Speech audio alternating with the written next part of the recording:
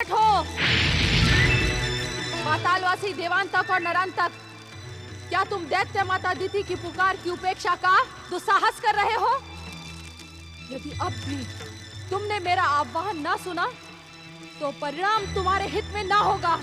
प्रकट हो।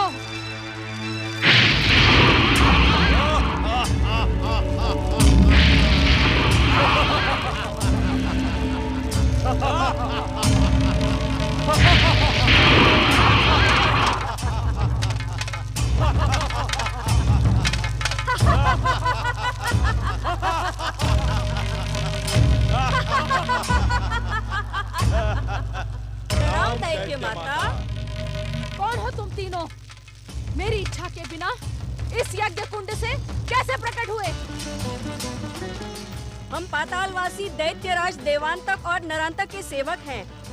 मैं विरजा हूँ और ये उद्धर और उद्धत हैं। दैत्य माता, हमारे स्वामी दैत्यराज देवांतक और नरांतक ने हमें आपकी सेवा में भेजा है। दैत्य माता, आज्ञा करें, हम आपकी आज्ञा पालन के लिए उपस्थित हैं। पहले ये बताओ कि देवांतक और नरांतक हमारी आज्ञा सुनकर स्वयं प्रकट क्यों नहीं हुए? हमारे स्वामियों पर क्रोध न करे दैत्य माता, वे पृथ्वी पर ना प्रकट होने के लिए विवश थे। देवांतक और नरांतक जैसे पराक्रमियों को विवश करने का दुस्साहस किसने किया? दैत्य माता, दैत्य गुरु शुक्राचार्य ने हमारे स्वामियों को आदेश दिया है कि वे इस समय पाताल से बाहर न जाएं, अन्यथा उनके प्राणों पर संकट उत्पन्न हो जाएगा। क्या दैत्य गुरु शुक्राचार्य दैत्य शत्रु का कर्तव्य निभा रहे हैं? क्या वे दैत्य शक्ति को निर्बल और कायर बना देना चाहते हैं? दैत्य गुरु भविष्य दृष्टा है दैत्य माता। हमारे स्वामियों का भविष्य देखकर तुम्हारे स्वामियों के प्राण अधिक मूल्यवान हैं अथवा दैत्य माता अदिति का स्वाभिमान? ब्रह्मा जी का वरदान प्राप्त करने के पश्चात मेरे पौत्र तारक के तीनों पुत्र अपने त्रिपुरों में रहने चले गए हैं। उनके साथ मेरी पुत्र वधू वरांगी भी रहने चली गई है। किंतु मैं उन्हें बता देना चाहती हूँ कि दैत्य माता की शक्ति सबसे अधिक है, सबसे अधिक। अपने क्रोध को शांत करें दैत्य माता। जो काम हमारे स्वामी कर सकते हैं वो हम भी कर सकते हैं। हाँ दैत्य माता, हम अपने स्वामियों की शक्ति और सिद्धियों से परिपूर्ण हैं। हमारी बात का विश्वास करें दैत्य माता, हम अपनी इच्छा अनुसार रूप बदल सकते हैं। असुर और दैत्य शत्रुओं को समाप्त कर सकते हैं। हम जल, थल और नभ कहीं भी सरलता से जा और आ सकते हैं। आपकी आज्ञा पर हम धरती का हृदय चीर सकते हैं, सागर को मथ सकते हैं, आकाश को उलट पुलट कर सकते हैं।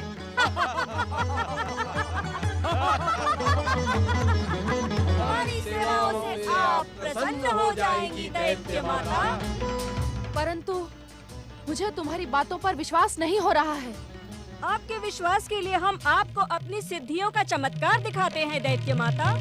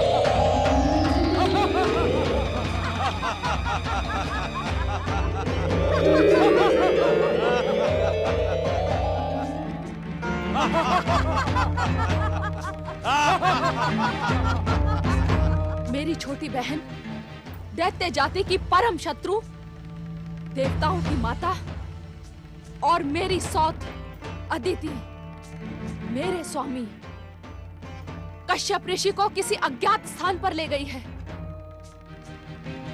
तुम उसे ढूंढो और मुझे सूचित करो। मैं उस दुष्टा को दंडित करके अपने स्वामी को वापस यहाँ लेकर आऊंगी। जो आज्ञा दैत्य माता। मैं उद्धर और उद्धत को अपने साथ ले जाती हूँ। हम तीनों मिलकर आपके हृदय को दुख पहुँचाने वाली उस दुष्टा को अवश्य पकड़ लाएंगे। परंतु विरजा, जिसे हम पहचानते ही नहीं, उसका पता कैसे लगाएंगे? क्यों न हम दैत्य माता दिति जैसी दिखने वाली सभी स्त्रियों को पकड़ कर लाएं और उन्हें दैत्य माता को दिखाएं, क्योंकि दैत्य माता की बहन तो दैत्य माता जैसी ही होंगी ना। मूर्खों जैसी बातें न करो। जिस स्थान पर तुम्हें एक सुंदरी एक ऋषि के साथ पूजा पाठ का पाखंड करते दिखाई पड़े, वहां जाओ, धैर्य से उनकी बातें सुनो। तुम्हें पता लग जाएगा कि वे कौन हैं। फिर उन्हें पकड़कर यहाँ ले आओ। यहाँ जाओ। जो आज्ञा दैत्य माता। अब मैं देखती हूँ कि वो दुष्ट अदिति और पाखंडी ऋषि मेरी दृष्टि से कैसे बचते हैं। नारायण नारायण नारायण, श्रीमन नारायण नारायण नारायण नारायण। श्री गणेश कैलाश से दूर ऋषि कश्यप और देवी अदिति के साथ, और वो भी मुनि कुमार की वेशभूषा में। हे श्री महागणेश, ये आपकी कैसी लीला है? आपके पूर्णावतार श्री गणेश यहां कैसे पहुंच गए? नारद, इस रहस्य का पता तो लगाना ही होगा।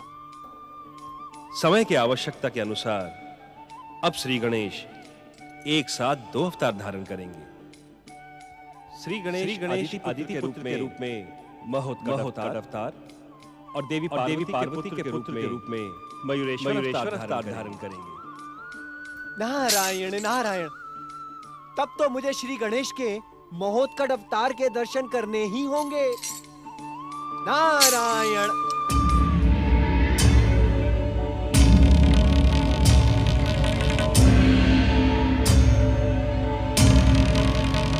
नारायण नारायण। क्षमा चाहता हूँ, किंतु मैं आपको इस आकाश मार्ग पर पहली बार देख रहा हूँ। कृपया आप अपना परिचय देने का कष्ट करेंगे। हम पातालवासी असुरों का परिचय पूछने वाले तुम कौन हो? हमारा परिचय जानने से पहले तुम हमें अपना परिचय दो। मेरा परिचय? नारायण नारायण। मेरा तो कोई परिचय है ही नहीं। मैं तो बस यूं ही संसार में भटकता रहता हूँ। परिचय तो आप जैसे महान और पराक्रमियों का होता है।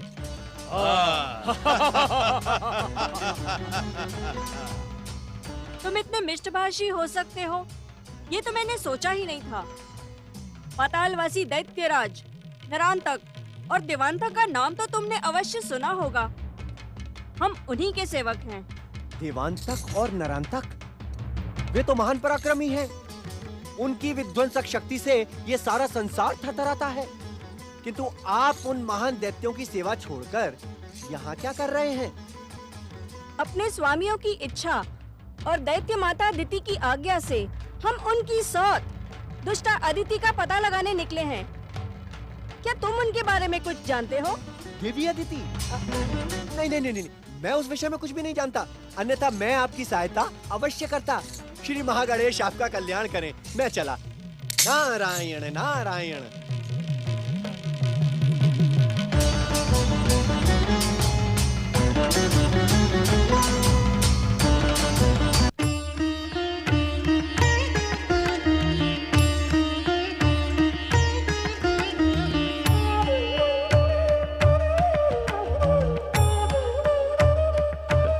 महोत्कट के आगमन से आश्रम का वातावरण कितना पावन हो गया है। कितना सुंदर लग रहा है देवी अदिति। ये क्या? महोत्कट को क्या हो गया?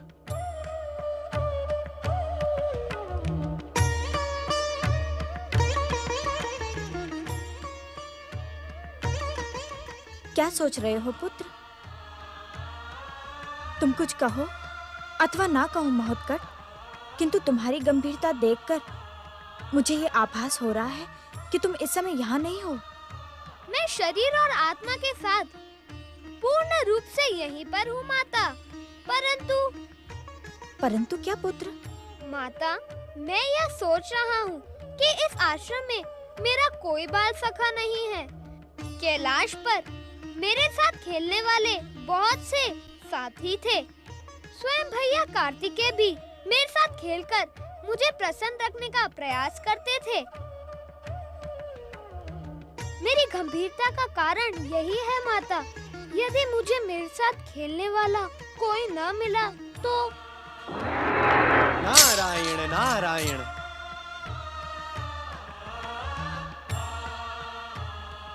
प्रणाम देवर्षि नारद। आपने हमारे इस नए आश्रम में आकर हम पर महान कृपा की है। पधारें देवर्षि नारद। ऋषिवर एवं देवी अदिति, आपने श्री गणेश को पुत्र रूप में प्राप्त किया। ये देखते ही मैं आपको बधाई देने चला आया। प्रणाम श्री गणेश।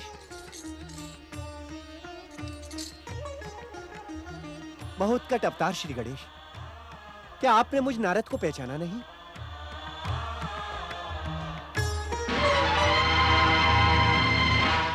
देवी अदिति, कृपया आप कुटिया में जाएं, अन्यथा अनर्थ हो जाएगा।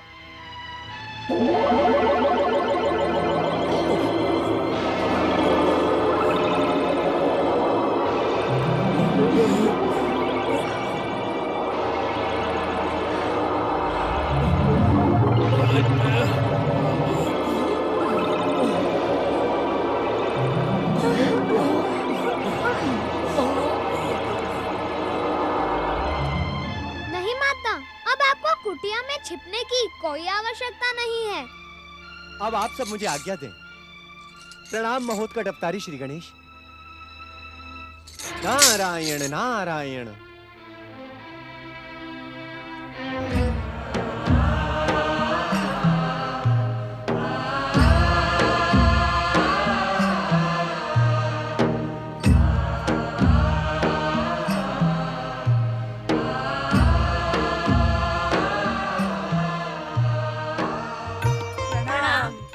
प्रणाम पिताश्री। प्रणाम पिताश्री। प्रणाम पिताश्री। प्रणाम पिताश्री।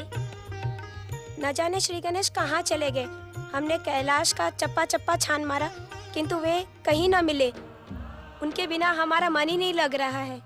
हम स्वयं श्री गणेश को लेकर चिंतित हैं पुत्र। उनके साथ ही साथ माता पार्वती न जाने कहाँ अदृश्य हो गई। महादेव के अतिरिक्त हमें कोई और नहीं बता सकता कि माता और श्री गणेश कहाँ चले गए हैं। कुमार हमारी सहायता कर सकते थे किंतु वो भी ध्यान लगाकर समाधि में बैठ गए हैं। अब हम क्या करें? गण प्रभु नंदी महाराज, यदि आप इस प्रकार निराश हो जाएंगे तो हम सब क्या करेंगे? तुम सत्य कह रहे हो भृंगी भैया। हमें भोलेनाथ का ध्यान इस ओर आकर्षित करवाना ही होगा। परंतु कैसे? वे तो इस समय ध्यानमग्न हैं। ध्यान में लीन रहते हुए भी उन्हें सारे संसार की सूचना रहती है। वे अवश्य हमारी पुकार सुन रहे होंगे। ओम महागणेशाय नमः। ओम महागणेशाय नमः।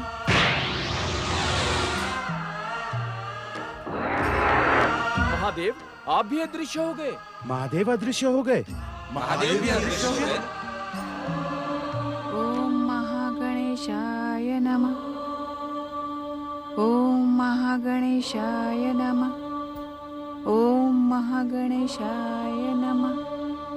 ओम महागणेशाय नमः। ओम महागणेशाय नमः। ओम महागणेशाय नमः।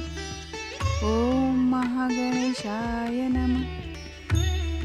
ओम महागणेशाय नमः। ओम महागणेशाय नमः। ओम महागणेशाय नमः। ओम महागणेशाय नमः। ओम महागणेशाय नमः। ओम महागणेशाय नमः। ओम महागणेशाय नमः।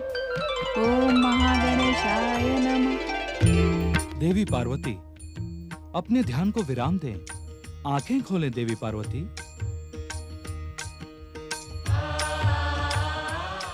पति परमेश्वराय नमो नमः।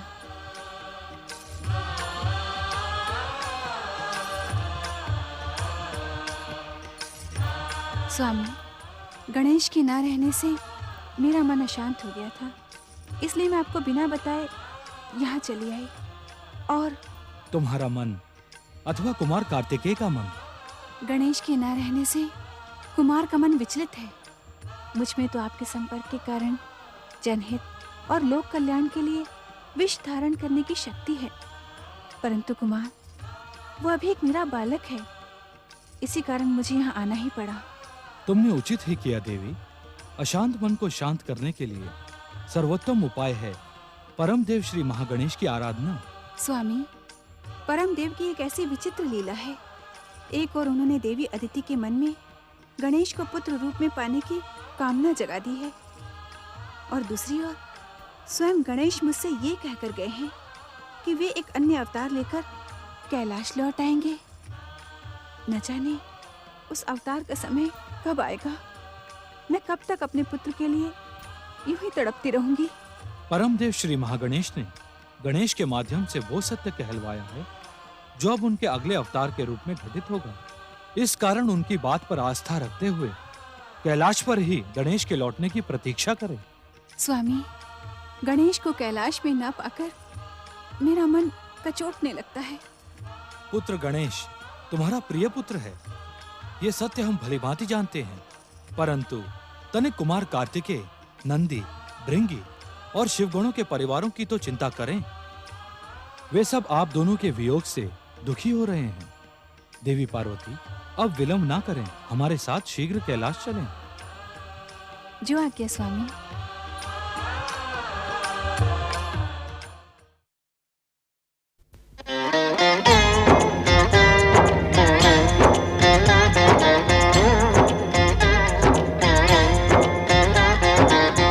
अर्थ समर्थ ये इनसे जीवन, यही है करता यही है कारण। अर्थ समर्थ ये इनसे